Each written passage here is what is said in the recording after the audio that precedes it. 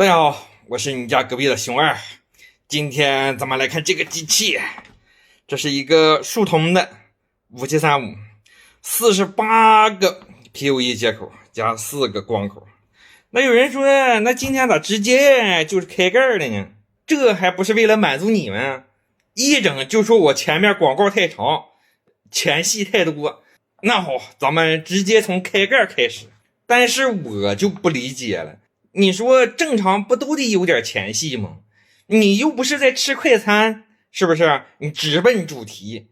但是为了满足大家，咱们今天呢就压缩时间，速战速决，把这个前戏压缩到最短的时间。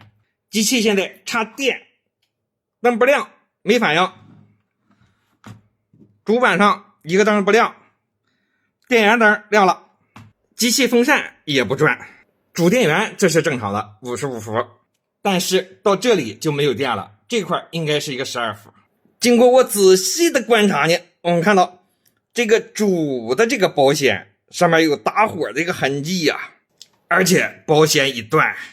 既然这个主保险断了，那说明从这开始往后应该是有短路的地方。它没有短路的话，它这个保险不会断。现在这种情况90%应该是它挂了。为什么这么说？如果说是后面这些降压短路的话，它会保护，从而它就不会断。但是目前它已经打火断了，那说明应该是它的问题，并不是后面的问题。为什么这么肯定？因为就这个机型采用这个方案的出现的这种情况，老王我见的太多了。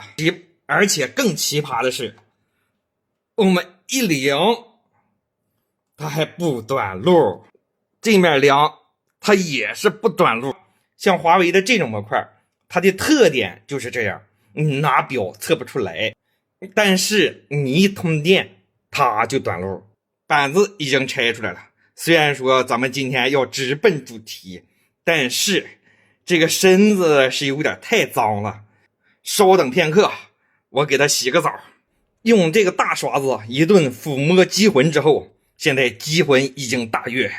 现在咱们直接将其干掉。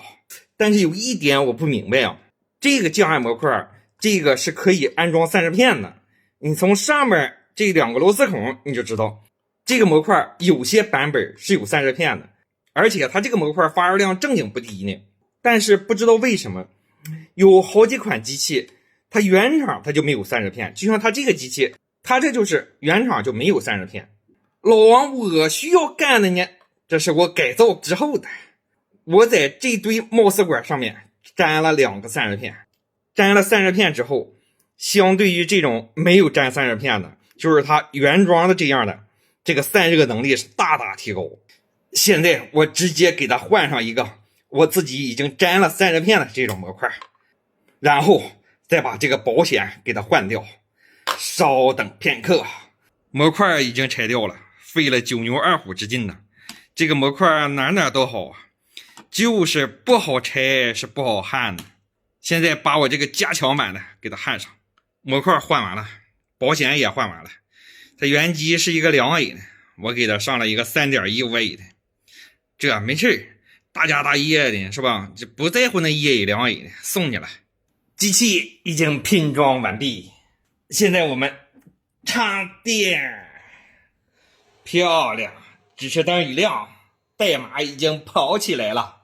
数通的这个机器启动过程非常慢，咱们稍等片刻。毫无意外，机器已经成功启动，命令行一切正常，没有问题。握把界面也是没有问题，一切正常。PoE 没问题，数据传输自然也是没有问题，一切正常。此情此景，我想吟诗一首啊。机器坏的挺彻底，大灯不亮不开机，老王将其退去一，发现保险已挂逼，直奔主题干到底，轻松秒杀晚吃鸡。本期视频到此为止，拜了个拜。